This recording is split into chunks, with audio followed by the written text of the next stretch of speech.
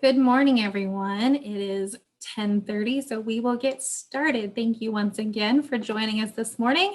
If you haven't already met us, my name is Amanda Horner, and I'm the Safety Mobility Planner with Mid-America Regional Council. Again, welcome to yet another session of our wonderful Pathways to Vision Zero Summit. We're excited to be hosting this summit in an effort, of course, to encourage our community to reduce traffic crash fatalities and serious injuries to zero. For this session, we will once again encourage you to turn your cameras on so that we can feel like we're in person, even though we can't be. But please keep your mics off during the presentation. We invite you to type any questions in the chat throughout the presentation, and we'll read them to our presenter in the Q&A time at the end. We want to take a quick moment to thank all of the organizations that participated in our summit planning represented here. So once again, thank you to those organizations that helped make this series possible. If you haven't already heard, we want to invite area jurisdictions to take lessons learned from the Pathways to Vision Zero Summit and put them into action for your communities. Mark will be hosting a two-part workshop with subject matter experts designed to help you bring a policy and initial plan to make streets safe for everyone. So save the date for December 4th and 8th. And if you're interested in participating, please fill out the interest document form at the link that Alex has put in the chat. So we are excited to welcome Lauren Simonson for our session titled The Story of Columbia, Missouri's Vision Zero Policy. Lawrence describes himself as a wingtips wearing, cargo bike riding, rad dad from Columbia, Missouri. As a military kid, he lived in small towns all over the country, but dreamed of one day living in a big city and riding his bike to work. After working at a job that required him to drive 40 minutes, he quit and focused his attention on how transportation options affect our opportunities and how many people who don't own a vehicle are ignored. As a result, he took a temporary position with PedNet, and 10 years later, he is now the Chief Strategy Officer, advocating for walking, biking, and transit solutions to meet people's everyday transportation needs. He is now living his dream of riding bikes to school and work with his kids. Lawrence believes that when a transportation system serves the needs of the most vulnerable people in a community, it works best for everyone. So please join me in welcoming and thanking Lawrence for presenting with us today. And I will turn the screen over to you, Lawrence. All right. Hey, thank you, Amanda. That was a nice warm welcome. And everybody, I'm very glad to be here. I'm going to go ahead and turn on my screen sharing and so you all can see my screen.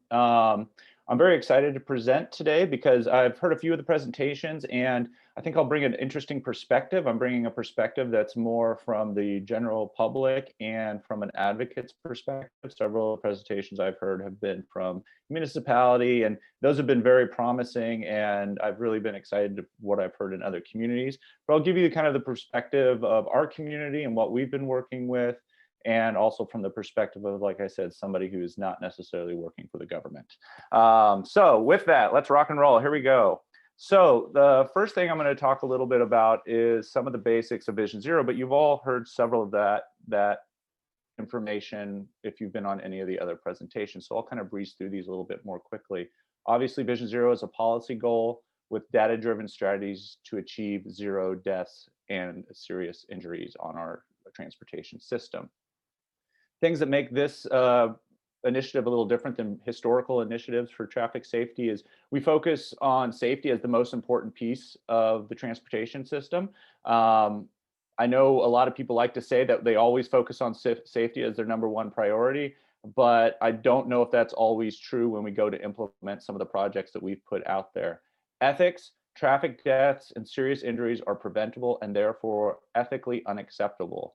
I'll go into a little bit more detail on this here very shortly. And responsibility, transportation systems should be designed so that the user errors are not fatal.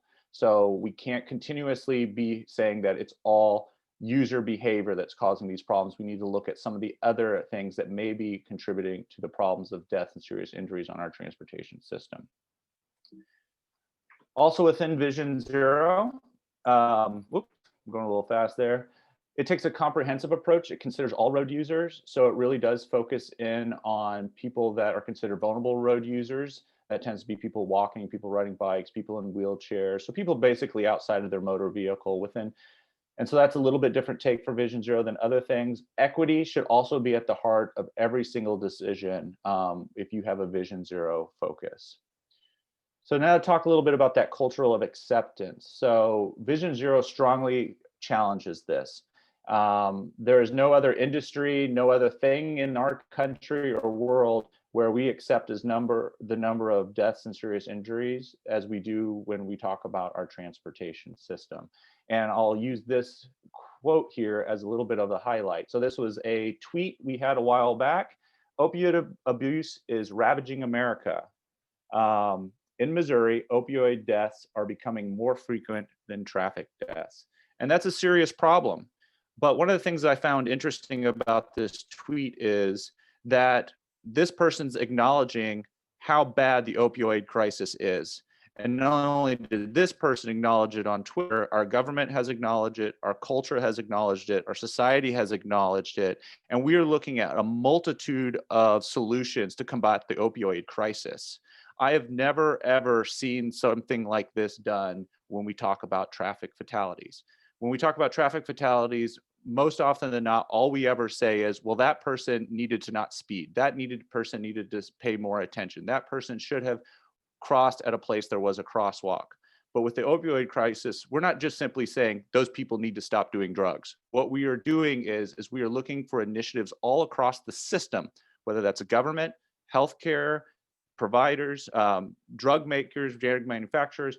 What's going on that's contributing to this problem with opioids? We need to do the same thing with traffic deaths and serious fatalities. So oftentimes when I talk to people out in the public, because I do a lot of my talking out in the public, and we talk about transportation, I also get this kind of pushback that they don't think driving is very dangerous. And when I ask them about what they think the most dangerous forms of transportation are, most often I hear that it's planes that are the most dangerous. Most times they don't really consider, like, say, buses. But the US traffic fatalities for buses is around 215 annually. When we talk about airplanes, it's 469. The thing I want to point out about this number for the airplane industry, 469, that is solely due to private owned airplanes. So if I owned an airplane, I go out and I fly it, that's the type of flying I'm talking about that has contributed to this 469 deaths. When it comes to the airline industry, so you go buy a ticket, you board the plane, up until recently, there had been a 10-year span where they had seen no deaths. Let me repeat that, no deaths over a 10-year period. Why? Because they essentially institute a policy very similar to Vision Zero, where they don't just say, we need to make sure our pilots are doing the right thing. They make sure the airplanes are doing the right system. There's several systems of checks within every single thing that they do to ensure that no deaths occur within that industry. So that number is solely for privately owned planes. I often hear about trains, and I'll mention that here in a second. I'll be honest, I don't know anything about the boating or ferry industry, but they have 756 deaths annually. But I do know quite a bit about the automotive industry, and I put that about 38,000. Really, most estimates get us up to about 40,000 these days, deaths, and yet it is considered just the cost of doing business along our transportation system. I mentioned talk a little bit more about trains. A lot of people say, well, you know, a train just crashed. I hear they're dangerous. We often hear about a train crashing in some place in the United States, and immediately the government wants to pull funding from them because they say it's not safe. When you look at this graph, it shows you that how safe these different modes of transportation are per mile. So 1 billion passenger miles, and trains are actually incredibly safe. Subways are safe, buses are safe, planes are incredibly safe. Ferries, are, like I said, are even safe. Cars, though, are showing to be the most dangerous on this graph. I will point out what this graph doesn't show is motorcycles. The motorcycle one is it's something like it's in the 20s per 1 billion passenger mile. So it's a whole nother beast in and of itself. Sometimes when I show this graph, a lot of people come back to me and say, well, that's just because more people drive. And what I would argue is, well, when we look at the data that came out of Sweden, we can see here that even though their traffic volume continued to increase from the 1950s up to 2008, according to this graph, About the time they started to institutionalize Vision Zero, they also started to see their traffic deaths go down. So it doesn't necessarily have anything to do with traffic volume. And again, I would also argue that the number of flights that are taken in the United States have significantly increased over the many years, and traffic deaths remain at or close to zero in that industry. One of the differentiating factors with Vision Zero compared to traditional traffic safety initiatives is this concept of the crash versus the impact of the crash. Traditionally, most safety concerns or safety initiatives have always kind of said, we just want to prevent crashes, or say they ask the question, why did this crash happen? Within Vision Zero, we don't necessarily always look at just the crash in and of itself. What we ask ourselves is, why did this crash result in a serious injury or death? So we want to prioritize preventing the serious injury or death, not necessarily just say like a fender bender. We want to look at the serious stuff. Historically, transportation safety has focused on perfecting human behavior. If you go back and look at almost every transportation safety initiative over the last 70 years, essentially what they are is telling people to drive better or walk better or ride their bike better.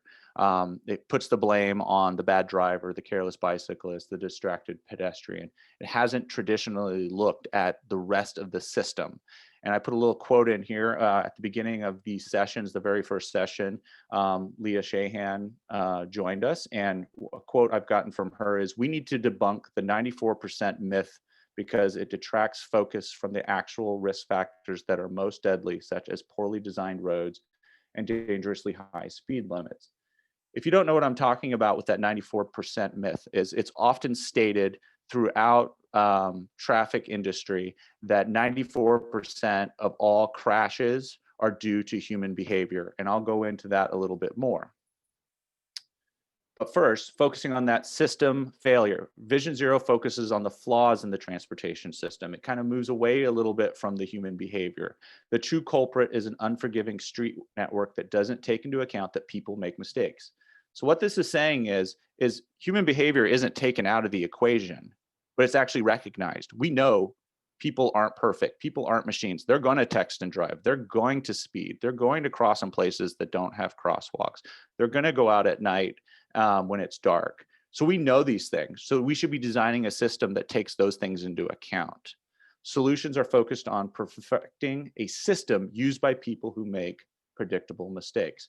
And this next slide, there's a piece I'm just going to read. And I know how boring it is to hear people read, but this is very important and I think really highlights the whole point of system work within Vision Zero.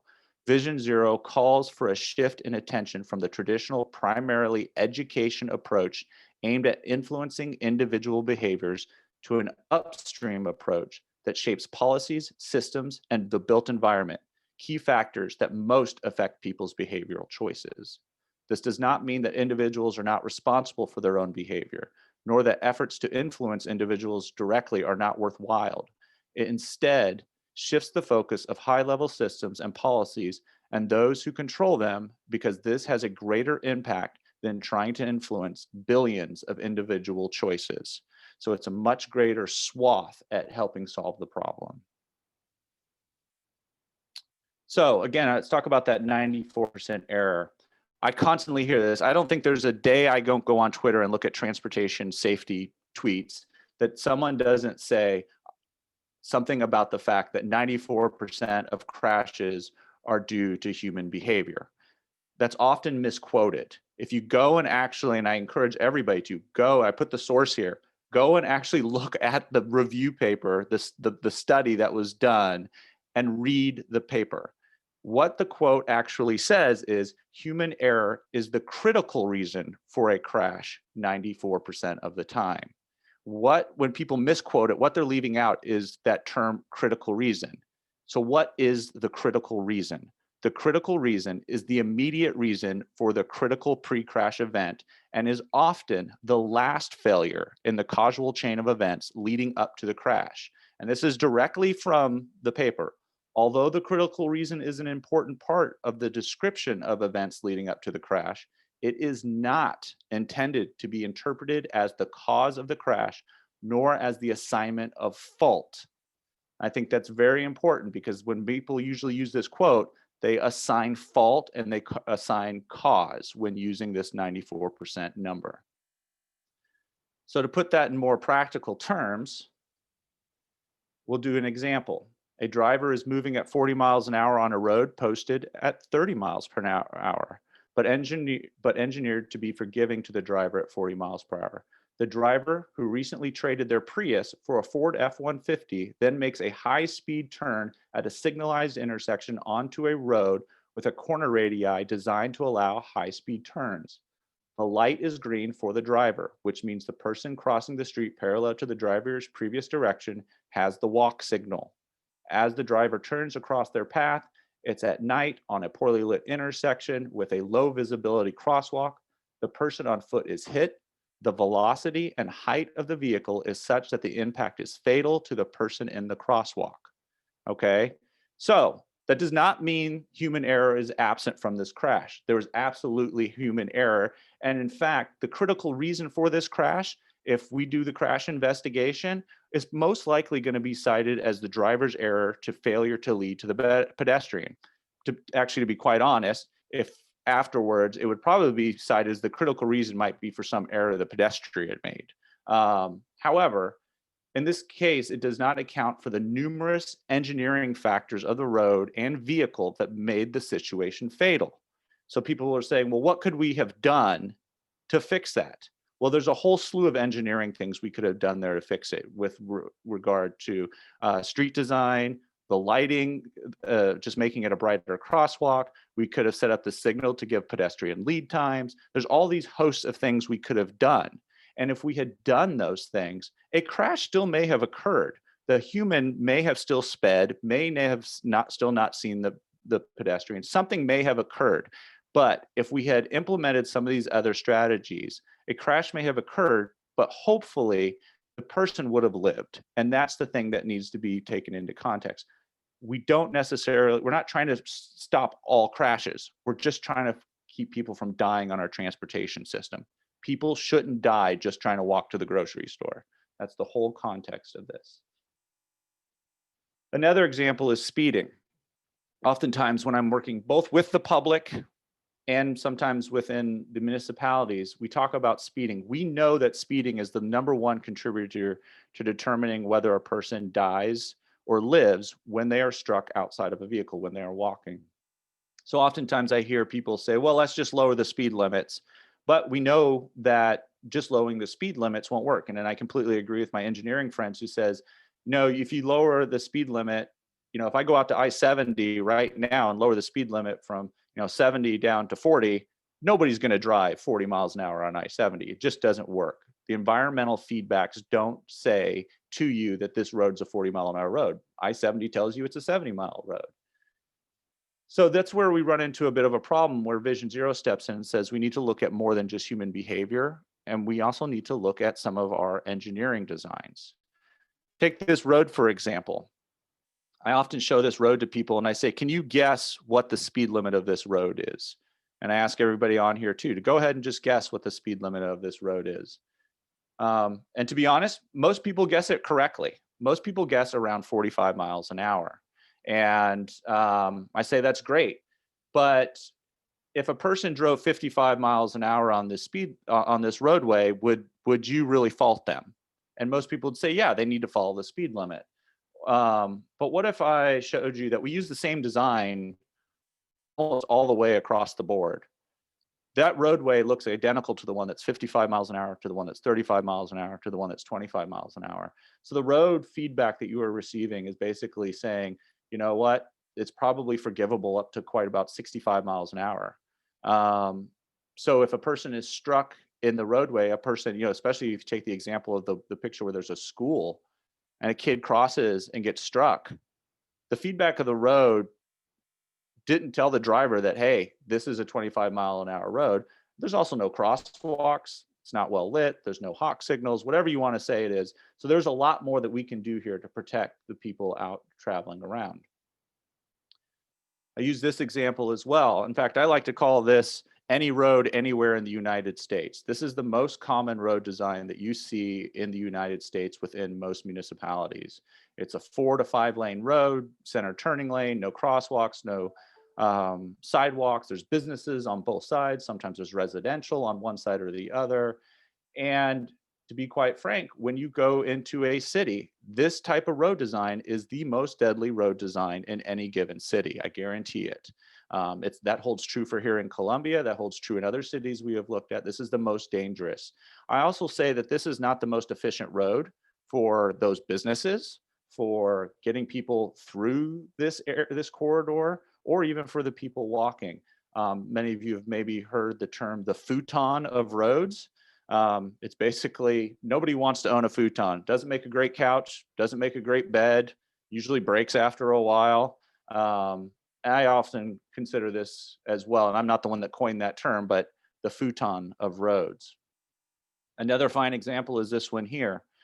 In this situation, I think this is a sad, sad sight when I look at this. But in this situation, what occurs is most of the time people would say, how dare those parents walk their kids across that road? Or what are they even thinking?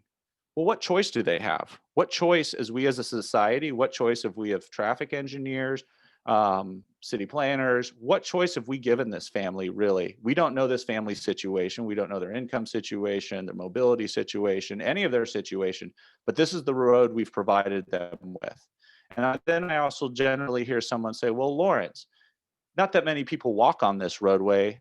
Those people are just an oddity. Why should we do anything different? Well, of course, nobody walks on this roadway. Nobody in this call today would consider that a roadway you would want to go walk on. So of course, nobody walks on it. But maybe if we provided proper walking, biking, and making it a safe facility, more people would use that road to walk, bike. And I guarantee you, the drivers that drive along that road, it would be more efficient for them, and there would be less traffic deaths and serious injuries to the people in the motor vehicles as well. Another thing about Vision Zero that's different than previous traffic safety initiatives is it takes road safety as a social equity issue. Traffic collisions disproportionately impact vulnerable communities. So that's your people of color, your low income individuals, seniors, children, people walking, people biking. And I've sat in presentations before that people still kind of twisted this and still were using that old mindset of its behavioral issues. And what I have been told is this slide is racist, this slide is classist, this slide is ageist and ableist, because I am saying that these individuals are not as good at using our transportation system and therefore they get themselves hurt or killed. No, what I am saying is our transportation system is racist, classist, ageist, and ableist, because it's our system that makes these individuals vulnerable when they're out using the roadway. So Vision Zero addresses these inequities by prioritizing interventions in areas most in need of safety improvements. So what you all came to hear is more about Columbia and our Vision Zero journey. So back in around 2014, 2013 is when I really started to hear about Vision Zero and learn about Vision Zero. And to be honest, when I first heard about it, I thought, hey, this is neat. This is really cool, but it's really for the big cities. Columbia doesn't have a traffic problem as it relates to deaths and serious injuries. We're kind of known for our bikeability or walkability, so it's not really for us. However, I was challenged to follow the data. And so what I did was I went ahead and started to look at the data to say, hey, do we have an issue here? And when I originally looked at this data, I was really only looking up to about 2014, 2015, because we didn't have the 2016 data yet. And when I looked at it, I kind of thought, well, anywhere from, 55 to 80th deaths and serious injuries, that's bad. We need to do something about it, but it doesn't seem all that bad. Doesn't seem like a high number, because when I hear the numbers coming out of other places like Chicago and New York, the numbers they're having, I'm like, oh my gosh, we're still not them. But then I took a look at it per capita. And when I looked at it per capita, I found out that, whoa, Columbia is actually way more deadly and dangerous to walk around in than any of these cities here. In fact, shortly after I put this slide together years ago, I took my kids on a trip to Chicago, my young kids, and we were walking around, and I was scared to death of letting them kind of walk around Chicago. And I thought, why am I more scared of them here walking around than I am in Columbia? It's simply a perception, because the actuality shows me that I should be more scared of my kids walking around Columbia than in Chicago. And that holds true, especially when you talk about walking or even biking. Because in Columbia, and this generally holds true for most cities across the nation, is while walking and biking only compose about 3% of our crashes in Columbia, they are 18% of our traffic deaths. So you are more likely to be killed or injured while walking or biking if you are struck in Columbia than if you were in a car. And that makes sense. Cars are designed to protect the people in the cars, are not necessarily designed to protect the people outside of the cars. When we talk about that piece of acceptance, one of the things that's really interesting to me is when people tell me how dangerous it is for me to be out walking or riding my bike with my kid. They don't take into account that motor vehicle crashes are the #1 cause of death for Missourian children from ages 5 to 18, and #2 for the ages 1 to 4. So the most dangerous thing you can do with your kid in any given day is put them in a car. So it's much safer. But nobody seems to really think about how do we work that problem. So after I kind of looked at all this data, my organization, we said, well, what are we going to do about it? How are we going to fix the problem? We decided the best thing for us to do is to write for a grant. That's what non-for-profits do. We look for money to do work. And so we wrote a grant to the Missourian Foundations for Health that funded our staff time to do advocacy work to try to bring Vision Zero to Columbia. It funded some traffic studies. That grant also was going to fund some marketing campaign. And the thing we tried a little bit differently in this, and if there's other advocates on the call, I recommend it as well, is we decided to write in funding to give to the city. We thought that was a nice little carrot to bring them along. So we wrote in a little bit of money to help pay for a part-time traffic engineer, and a little bit of money to pay for some officer staff time so they can help us a little bit with getting the word out about Vision Zero, and even in a public engagement and marketing campaign to help the city push some information out. As we wrote this, we're writing this grant and waiting to accept it. In the year of 2015, we ended up having a lot of people, pedestrians who were struck, several of which were killed. There at the end of the year, in one day, we had 3 pedestrians hit on one single day. So we kind of had this slew of people getting struck by motor vehicles while they were out walking.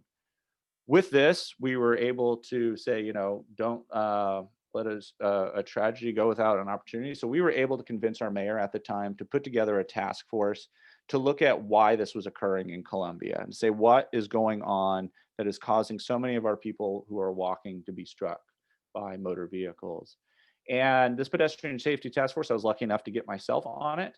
And after talking with them in over 6 months, the task force came back and recommended that the council adopt a Vision Zero policy. They really liked all the aspects that were in Vision Zero as a policy and as a strategy. And I won't list all the things that are listed here, but this is the stuff they came back with that they suggested be included in that Vision Zero policy, or at least the strategy component of it.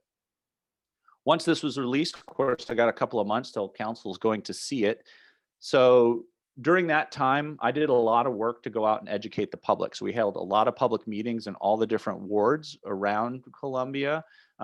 Basically tried to show up at any neighborhood association meeting we could to talk about Vision Zero. What was great about this is the massive amount of support we got. Like, I was nervous going into these meetings about what people were going to say when I was talking about, we may have to calm the traffic down. That may mean that you have to drive 5 more miles an hour, a little bit slower through a neighborhood to get to work someday. The people, though, totally surprised me and said, no, it's worth it. It's totally worth it to make sure that our kids can get out and play, our kids can walk to school, that I can retire here and go walk my dog, that I can feel safe even driving down the road. So it was a massive amount of support publicly. We went to all the public commissions and almost all of them support it. We didn't have anybody, quite honest, the one weird one was the Public Health Board was a little bit against it for some reason. They didn't understand how traffic deaths are a public health issue. quite surprised by that. They're coming around though. The school was obviously very in support of it because they want more and more kids to be able to walk and bike to school. Eventually, I engaged all of our policymakers, and almost all of them were in support of it. We had one policymaker who was not in support, but begrudgingly said he would vote for it because he didn't want to be seen again voting against public safety. So in the end, we were able to pack our city council chambers and show what an overwhelming support our community has for Vision Zero. And at the end of 2016, Columbia became the 20th city in the nation to adopt a Vision Zero policy. And so we're very proud of that. And we were very excited. And most excited was when the mayor told the city manager, hey, bring us back a plan in 6 months. And they brought us back a plan after 6 months of how we were going to start achieving Vision Zero. And that plan was a 3-year plan. The idea was every 3 years, we'll update the plan. We'll continue to do what works, and we'll try new things when we find certain things aren't working. And here in a second, I'm going to go through each one of these action plans, so you don't need to try to read these on this small page here. But I just want to say that as I read through these critical actions, I was very optimistic and I was very excited. I thought, wow, if we actually accomplish all the things on here, heck, if we accomplish 50% of the things on here, we are going to see a massive reduction in the number of people killed and seriously injured on our transportation system. There are a few things in here I didn't love. There was a few things watered down, but as an advocate, I've recognized that you have to compromise in different places. I'm also not 100% expert. I have to lean into some of the experts in some of the other arenas to help say what they can actually do and accomplish. But overall, I just want to say I was just elated with what we saw come out that the city said they were going to do over the 3 years. As part of this, there were 3 within the engineering, education, and enforcement, there were work teams. And so they were a group of professionals that had expertise in each one of these arenas that were brought in to work on each of these critical actions. I was in the engineering work team. One of my colleagues was in the education work team, and another one of my colleagues was on the enforcement work team. So we were able to have a seat at the table, basically representing alternative modes of transportation and accessibility issues as we approach these actions. So let's talk a little bit about what we did. And I'm going to be honest, I'm not going to pull punches. So the first thing under the engineering banner, we had to formalize a program and protocol for road safety audits. This was something that came out of the Pedestrian Safety Task Force. They strongly recommended it. I thought it was a good idea. And as you can see on here, the A and the B, they both have check marks by them as saying they are complete. I added the little circle with the cross on it to say, not so much. Having been on these teams, so the road safety audit, it essentially took us 1.5 years to determine that we want to do a road safety audit on a roadway that is owned by MoDOT and for all intents and purposes is out of our city limits pretty much. I do want to note that audit has not been completed. So I'm not sure why it's checked off. The other one, B, develop a road safety assessment toolkit, which I thought was a really great idea as well. This was a more layperson type of toolkit where people could go out and do an audit of the road, say in their neighborhood or around their house, and then give that back to the city for them to utilize as part of their traffic calming program.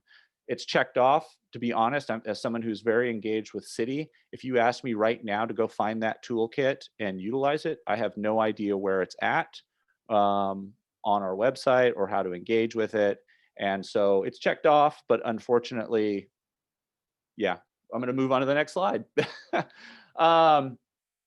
Create a crash analysis team. And this is something I sit on this crash analysis team as well. So what we did was we had a team. There was a law enforcement officer, 2 traffic engineers, a first responder, and a PhD from MU who works in transportation safety. And we met, and we still continue to meet on a fairly regular basis to look at all the crashes that resulted in a death or serious injury over the last 10 years.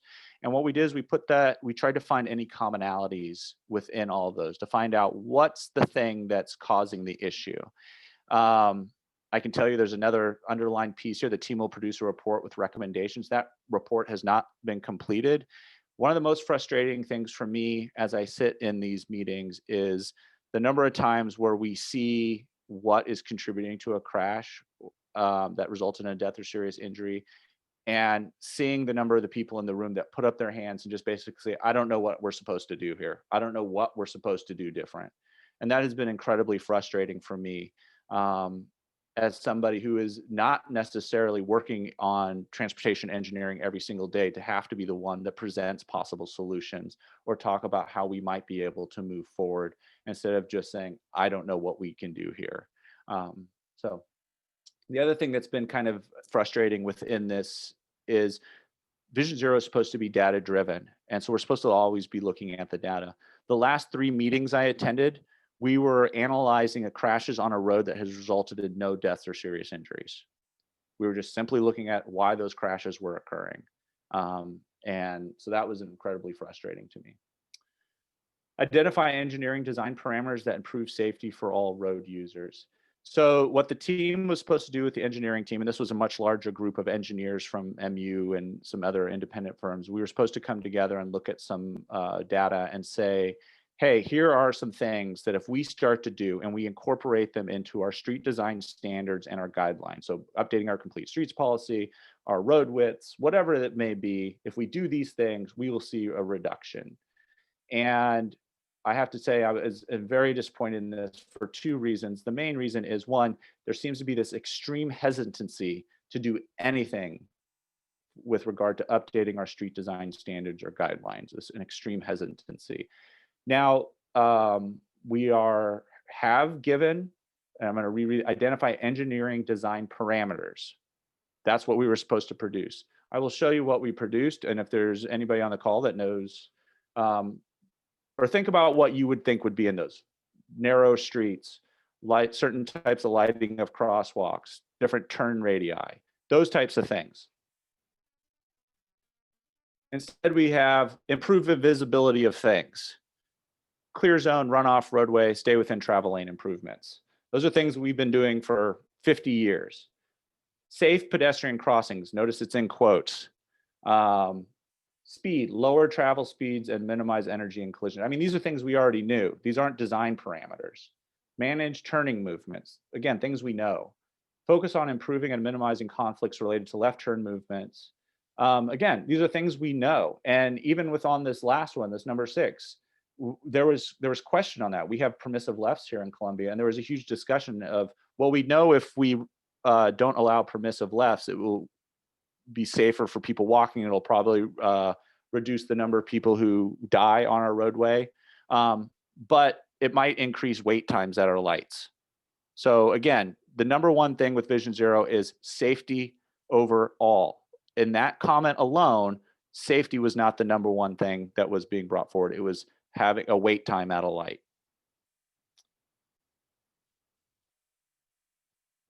Another one of our objectives, reduce legal posted speed limits. Basically, roadways will be designed to encourage or discourage certain levels of speed. Speed limits must be clearly communicated and enforced, and roadways should be designed so that the prevailing travel speed is at the speed limit. Nothing's really been done with this at all. A policy that gathers public input was never created, although my organization has done tons of public input and there's massive support for this publicly. Develop a comprehensive safety education plan. Now this one, and I know I'm biased, but this is the one that my organization was the most in charge of. So launch a Vision Zero website. We do have a website. We are very proud of the website. It has crash data on there. Unfortunately, I think the map broke today, but we are very proud of the map that we created that allows you to look at the crash data. In fact, it's something that we hope to be able to replicate. Develop a public information campaign for various road users. So we developed a whole bunch of materials, a lot of really great video, and radio spots. And for this campaign, unfortunately, very little of it actually got distributed. The city did not feel comfortable distributing any of the Vision Zero safety stuff. So it went as far as what we were able to push out on our social media and some of with our radio connections. City did not push it out. Host town hall meetings. We went out and did this again within each ward and help identify issues and support for things like reduced speed, lots of support. Create a data analysis team. We, in conjunction with the city, did create this, and we created a high injury network map. And that network map has been handed over to the engineering team. Unfortunately, it's, as I recently said, the engineering team hasn't done a whole lot. So it's just mostly just kind of sitting there. With regard to education, again, enhance the driver safety training course provided by Columbia Public Schools. This was a really fun thing that I got to do. I got to go work with all their driver's ed teachers and teach them different road design standards, as well as different ways like bicycle safety laws, bicycle safety best practices, pedestrian laws. And that was really great. We think that did make a little bit of a dent. But when it came to the other things on this list, establishing transportation safety program for college students, nothing's really been done. Develop workplace transportation safety program and policies. We were really proud of this one. We developed a policy and safety program for businesses to adopt and to distribute to all their employees. And we thought this was a fantastic thing. And the city was to be in charge of going out and reaching out to businesses and talking to them and trying to get them to sign on to this policy and program. They did not do that. In fact, they said they themselves will not sign on to any of the practices within it. So things such as no texting and driving if you're driving a city vehicle, they would not sign on to it. So create age appropriate transportation safety programs in schools. This has been one that we are still in the works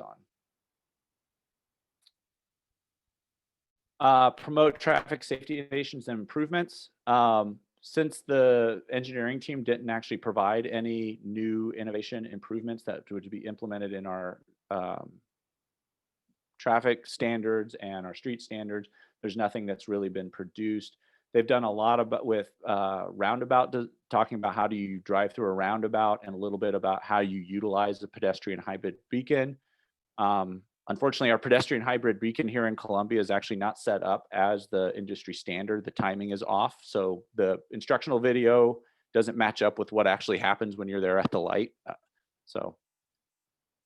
And then as we get into enforcement, I'll go through this one really quickly. In enforcement, unfortunately, I am not aware that our enforcement team ever met once. And so they did not come together at all, which, for better or worse, there are some things that we think should be done within the realm of enforcement, but I hold an opinion that law enforcement officers shouldn't necessarily be in the business of traffic management. Traffic management should be done by traffic engineers. And so that's and there's some nuances in there if anybody ever wants to have a discussion about that.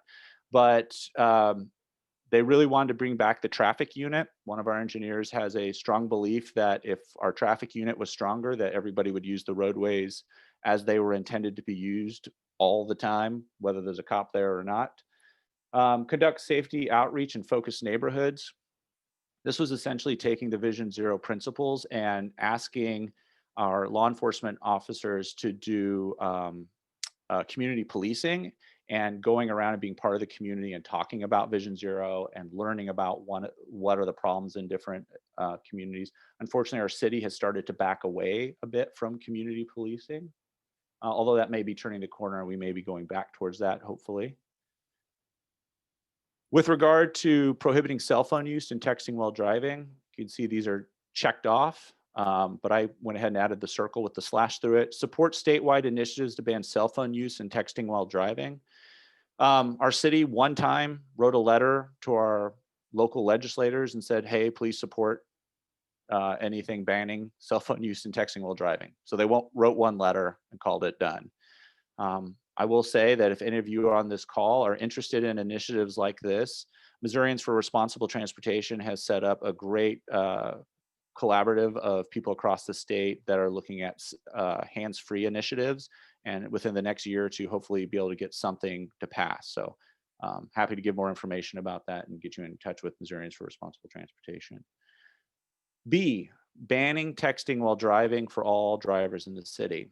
If you were to look at this, you would think that texting and driving is banned within the city limits of Columbia. That is not the case. There's a current preemption at the state level that says cities and municipalities are not allowed to make their own laws related to texting, banning texting while driving. So what our city did instead was they basically wrote it under the safe and prudent driving ordinance. So all that can happen is if you crash your vehicle in Columbia and they can prove that you were using your cell phone, then basically you'll get an extra fine or penalty tacked on to you. That's it. So it's not banned within Columbia, but it's considered done on this list.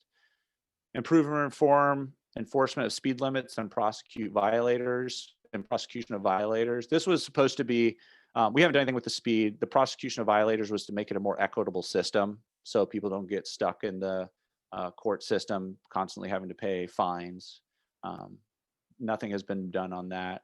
Provide routine bicycle and pedestrian training for law enforcement. This did happen one time. I thought it was going to be a great experience. I was brought in as a trainer for our law enforcement officers post training. So it's like their continuing education for those that aren't familiar. And I got to say, I was very disappointed in how that went. From most of what I got when I went in there was that this is not needed. Vision Zero is not a thing that's needed. We just need to arrest more people. If bikers don't get out of the way, they deserve to be killed. And I've got to be honest with you, I'm saying it nicely. I felt like I walked into a high school boys football locker room when I gave this presentation. It was very disheartening. So to me, that says we have a culture change that we need to make when it comes to our transportation system. So where are we now here in Columbia? I am a little bit hopeful. There has been lots of turnover with our Vision Zero.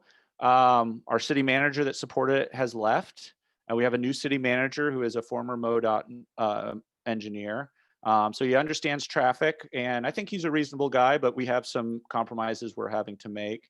And we recently just hired a Vision Zero program coordinator, part-time person to come and work on Vision Zero. We had one before. She stepped aside, go on to some other things in the private sector. I'm very excited about this new person we have. She is a ex-law enforcement officer. However, she is one of the first people we approached about Vision Zero when we wanted to bring it to Columbia, and she gets it. She understands the benefit of Vision Zero to law enforcement officers. She understands that if we can implement Vision Zero to its fullest, that law enforcement officers can spend their time dealing with true dangerous crimes within our community as opposed to having to deal with traffic management. So it takes their time and puts it to where it's most important. But even more than that, she understands, and she has anecdotally told me more times than not that the number one thing that really breaks these law enforcement officers' heart on the first week of the job is when they show up to a crash and see someone they're dead and then have to go to that person's family's house and let them know that they just lost a family member. So if we can achieve Vision Zero, it takes that weight off of our law enforcement officers, and she gets it. So I'm very excited. However, over the last few years, last piece of data I showed you was up to 2016. This is the most recent data I have. The interesting thing to note is the red line is people walking. The blue line is our total. In 2019, almost half of the people killed in Columbia in a traffic crash were people walking. So in my opinion, over the last 3 years with this action plan in place, we have really not done much of anything. And so I said at the beginning of my talk that I wanted to give you a different perspective, and that is kind of an advocate's or general population's perspective. But the key takeaways I want everybody to get from this is the number one thing is Vision Zero is different. We cannot keep thinking about traffic safety the way we've done for the last 70 years. We can't keep repackaging the same education campaigns with some shiny new surface and hoping that it solves the problems that we continually have. We keep having the same problem. We keep giving the same solution. We keep having the same problem. We keep giving the same solution. It's different. It looks at traffic safety from a different angle. I do think that city administration and staff need to be convinced by Vision Zero or committed to Vision Zero. I've heard some of the other cities who have talked on this conference. It sounds like they have an opposite problem. It sounds like they're all in. They just need a little bit more public support. And same with leadership. I think leadership needs to be a champion for this. If our mayor supports it, our city council overall supports it, but nobody's out there beating the drum saying, let's do this. Obviously, we've had some things that come up in the last year that the leadership is having to deal with that may be more pressing, but it's still a big deal. I put it on here accidentally at first, but decided to keep it. Vision Zero is different. So I decided I needed to make sure I said that a second time. It is not the same old education campaign. It is actually changing the built environment around us to make it safer. And finally, Vision Zero works. We have seen it in the airline industry. We have seen it in Sweden. We have seen it in Oslo. We have seen it taken and done only kind of half-heartedly in some cities, and they see a huge number of decrease in deaths and serious injury. So it works. So with that, I'm going to say thank you. And Amanda? Yeah, thank you so much, Lawrence. A round of applause for you for sure. We definitely have a few questions that I'd like to read to you. I'm going to start with this one that says, it sounds like the bottleneck for change was the city. Is this because of lack of support from elected officials or staffing issues? In other words, where did the process break down? Yeah, so I think I kind of said it there at the end, which is, yeah, a little bit in the support with city leadership. Like I said, they all kind of support it. I think traffic engineering or traffic in general is a difficult thing for people to grasp. And for the truth of it, our city council people are lay people when it comes to traffic engineering. I think of traffic engineering, I come from the nutrition world before I came to this world. Everybody thinks they know everything they need to know about nutrition because everybody eats. Everybody thinks they know everything everything they need to know about traffic because they all drive. And so they never actually take a second to step back and look at the science and really lean into the professionals. So a little bit on the leadership, but I don't totally harp on them because this isn't their main thing. It's not why they went to city council. I do think our biggest hurdle has been staff.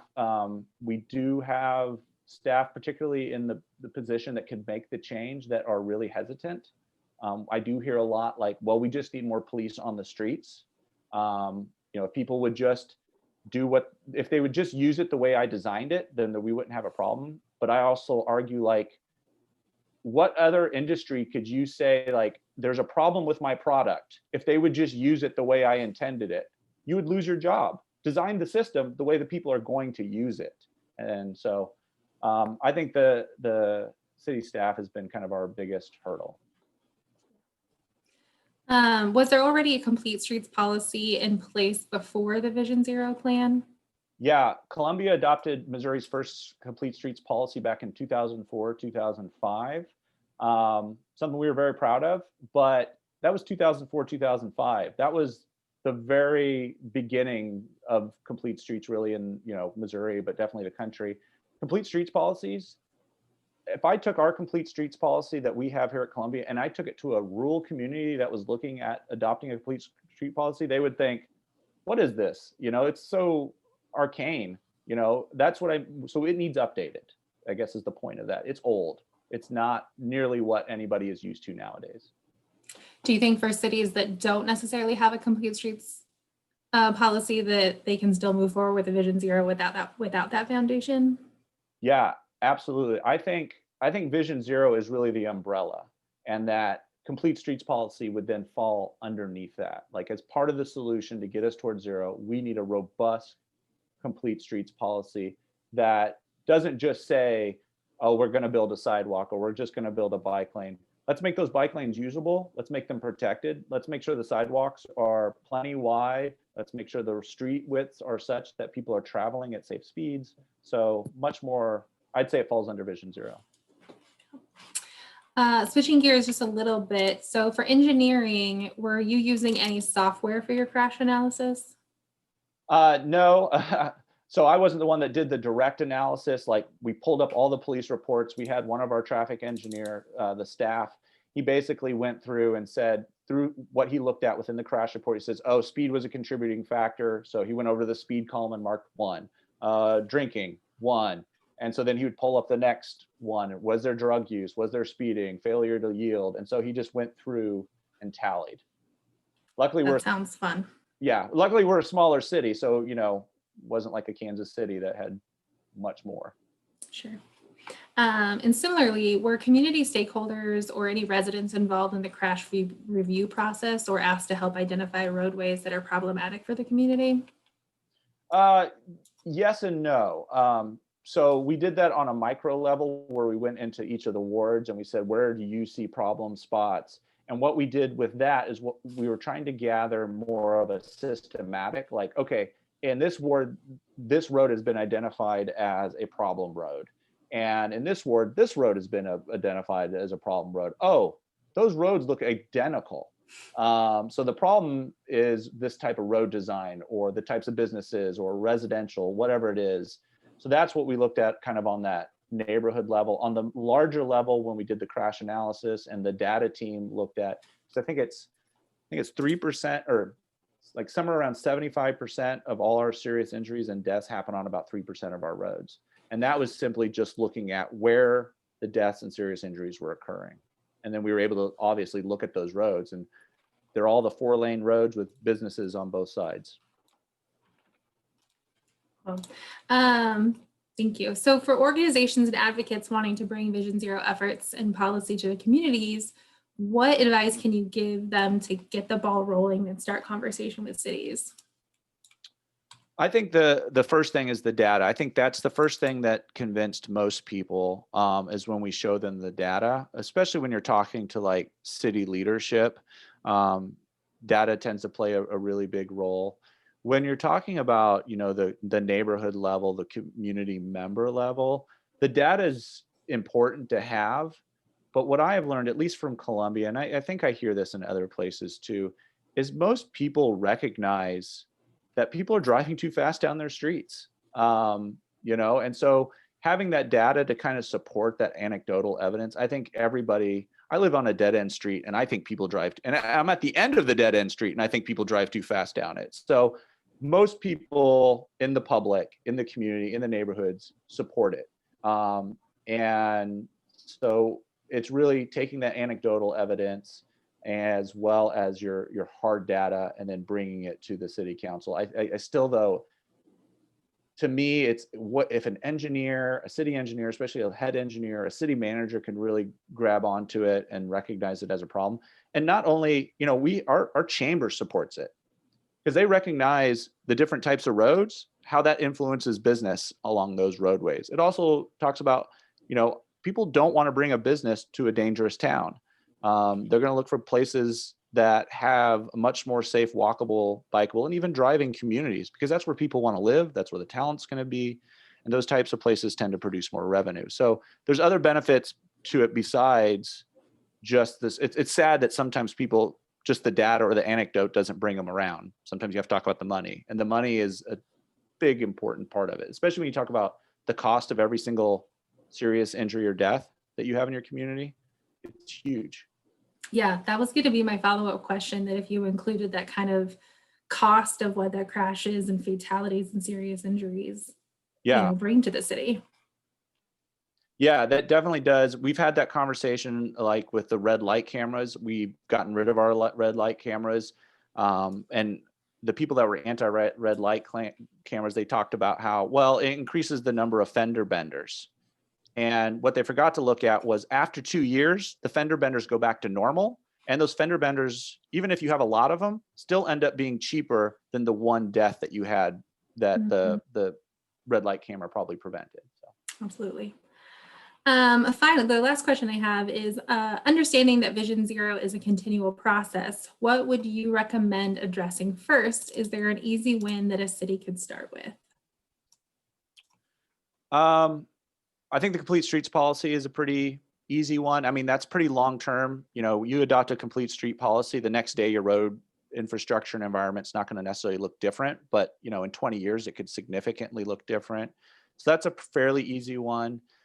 The other wins I really see other communities doing that are really great, and there was a great presentation on it earlier, was the tactical urbanism stuff.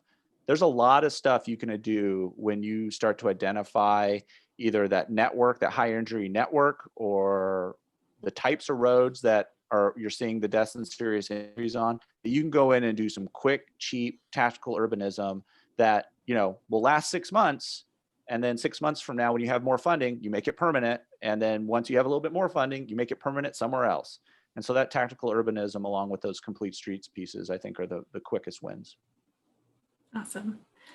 Well, I want to thank you for joining us today, and yet another virtual round of applause for you. We really appreciated that session. I want to remind everybody that our next session for our summit series is Creating Change from Any Agency, and that's Thursday, November 12th at 9 a.m. So we'll put that link in again so you can find that information once it's posted.